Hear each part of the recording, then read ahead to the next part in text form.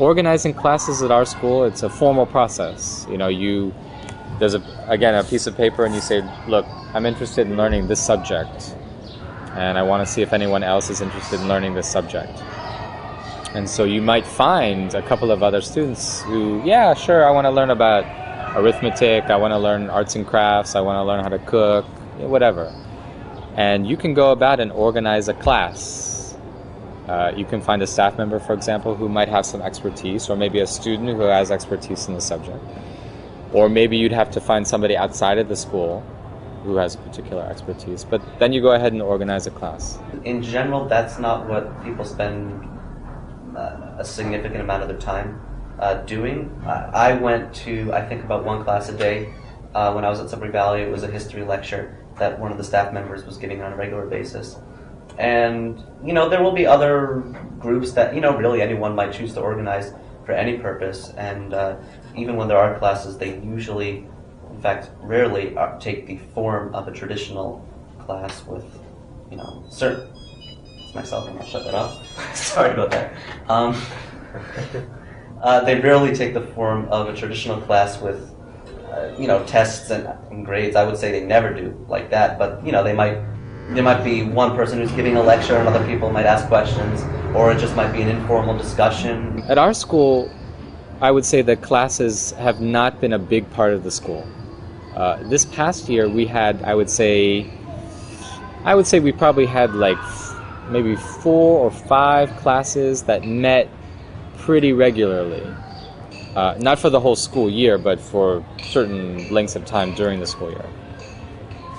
And at our school, that's a pretty new thing. I think that our kids and our community is really into informal learning in a big way.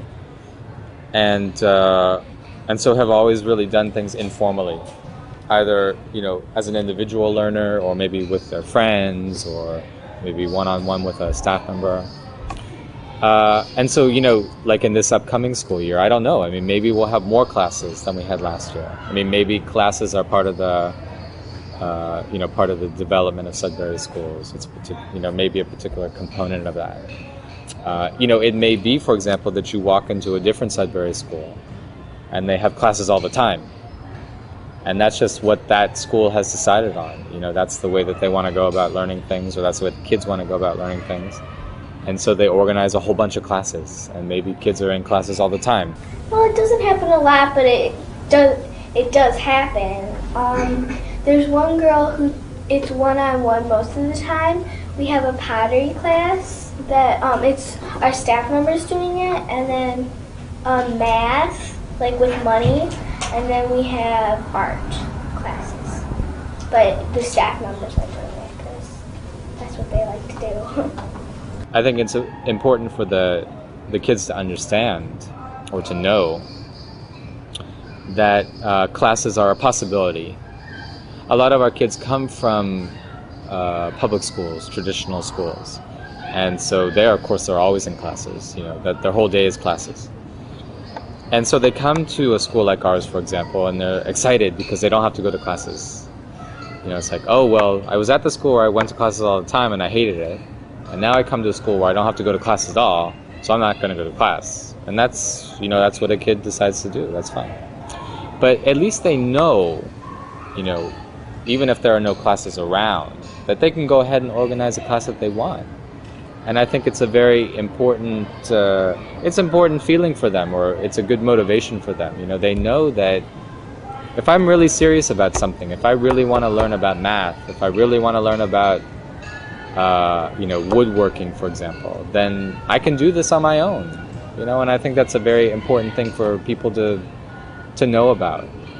Rather than just following everyone else, I can do what I want to do. And if I want to organize a class, I can organize a class. And if I can get some people to join the class, then that's great. And if I can get a staff member to help out, that's great too. I know that I was going through a phase of me thinking that I needed to know math. And I did that for a little while, but then I didn't see any point. It was just one-on-one, me and a staff member.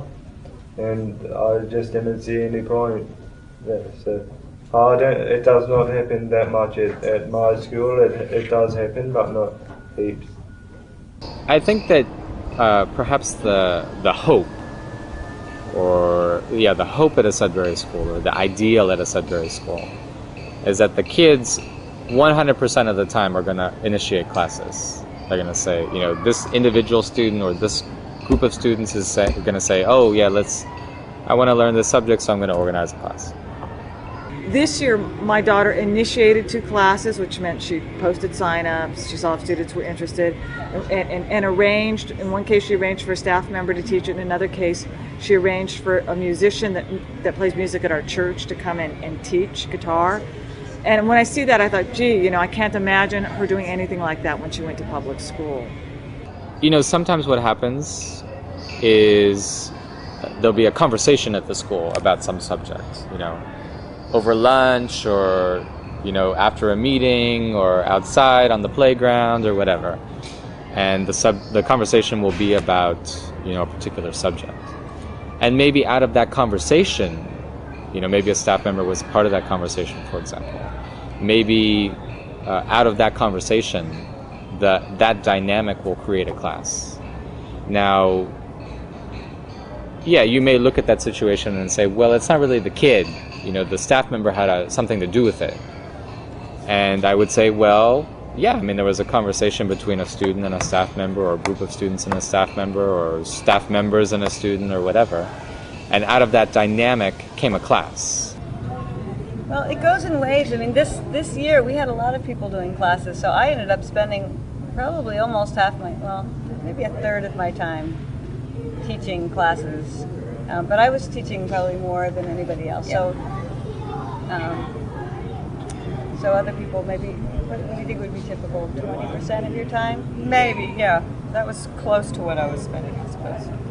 Yeah, and it depends what you define as a class too. Or what you define as teaching.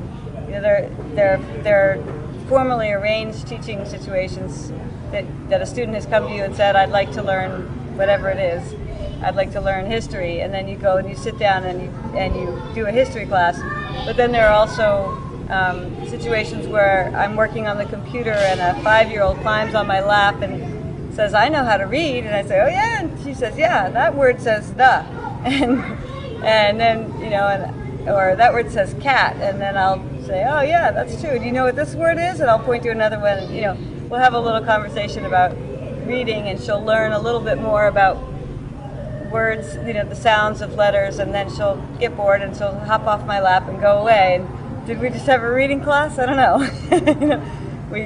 I certainly, she learned something. I showed her some things, but it wasn't a formal class arrangement. I actually think that happens a lot more than the formal classes do, and it is such an organic thing being at the school that you can be anywhere and it can turn into one of those teaching or learning moments, because that's so much of what we're doing, and some of it is happening through conversation, and some of it is happening when I'm in the art room and somebody says, I'm going to use this saw, and they've never used a saw before, so we better have a teaching moment there.